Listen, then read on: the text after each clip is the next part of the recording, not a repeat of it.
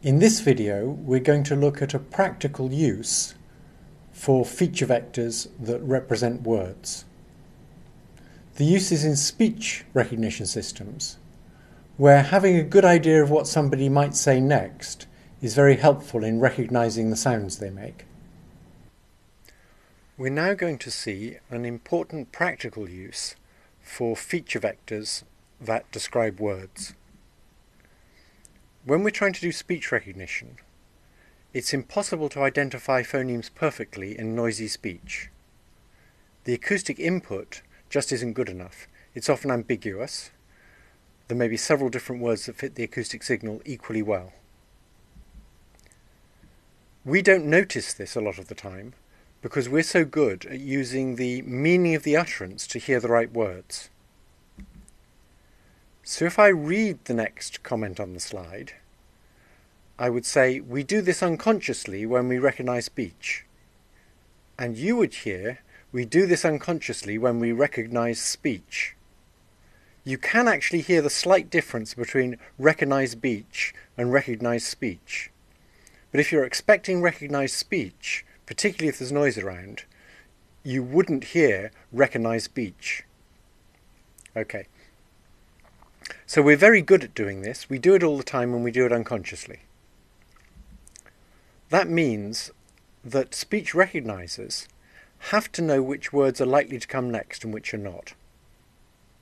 Fortunately, words can be predicted quite well without having a full understanding of what's being said. So there's a standard method for predicting the probabilities of the various words that might come next. It's called the trigram method. You take a huge amount of text and you count the frequencies of all triples of words. Then you use these frequencies to make bets on the relative probabilities of the next word given the previous two words. So if we've heard the words A and B, we can look at the counts that we have in our huge body of text for the sequence ABC and the sequence ABD. We can say that the relative probability that the third word will be C versus the third word will be D is given by the ratio of the two counts, ABC and ABD. Until very recently, this was the state-of-the-art method for getting the probability of the next word to help out the speech recognizer. We can't use much bigger context than two previous words because there are just too many possibilities to store, and if we did use bigger contexts, the counts would be mostly zero. Even for two-word contexts, there's many contexts that you will never have heard. For example, if I say dinosaur pizza, that's probably a string of two words that you've never heard before. For cases like that, we have to back off to individual words. So after dinosaur pizza, you predict the next word by just seeing what's likely to come after the word pizza, because you've never heard dinosaur pizza before. What you mustn't do is say that probabilities are zero just because you haven't seen an example. That's clearly not true. Now, the trigram model fails to use a lot of obvious information that will help you predict the next word. Suppose, for example, you have seen the sentence, "The cat got squashed in the yard on Friday."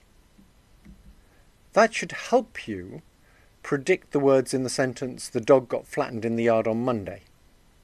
In particular, the trigram model doesn't understand the similarities between words, like cat and dog, or squashed and flattened, or garden and yard, or Friday and Monday. So it can't use past experience with one of those words to help it with the other one. To overcome this limitation, what we need to do is convert the words into a vector of semantic and syntactic features and use the features of previous words to predict the features of the next word. Using a feature representation allows us to use much bigger contexts that contain many more words, for example 10 previous words. Yoshua Bengio pioneered this approach for language models, and his initial network for doing this looks rather familiar. It is actually very similar to the family trees network. It's just applied to a real problem and it's much bigger. So at the bottom, you can think of us as putting in the index of a word, and you could think of that as a set of neurons of which just one is on, and then the weights from that on neuron will determine the pattern of activity in the next hidden layer. And so the weights from the active neuron in the bottom layer will give you the pattern of activity in the layer that has the distributed representation of the word, that is, its feature vector. But this is just equivalent to saying you do table lookup. You have a stored feature vector for each word, and with learning you modify that feature vector, which is exactly equivalent to modifying the weights coming from a single active input unit. After getting distributed representations of a few previous words, I've only shown 2 here, but he would typically use, say, 5, you can then use those distributed representations via a hidden layer to predict via a huge softmax what the probabilities are for all the various words that might come next. One extra refinement that makes it work better is to use skip layer connections that go straight from the input words to the output words, because the individual input words are individually quite informative about what the output word might be. Bengio's model was actually slightly worse than trigrams at predicting the next word, but it was in the same ballpark, and if you combined it with trigrams, it improved things.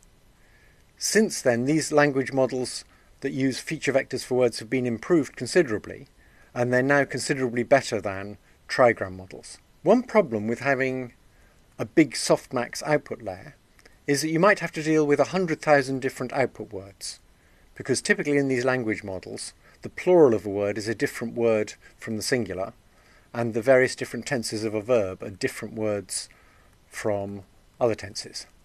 So each unit in the last hidden layer of the net might have to have 100,000 outgoing weights, and that means we can only afford to have a few units there before we start overfitting.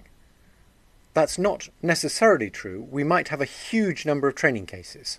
So some organisation like Google might have so much training data that it can afford to have a very big softmax layer. We could try and make the last hidden layer small so we don't need too many weights, but then we have the problem that we have to get the 100,000 probabilities of the various words that might come next fairly accurately right. It's not just the big probabilities we need. A very large number of words will have small probabilities, and the small probabilities are often relevant.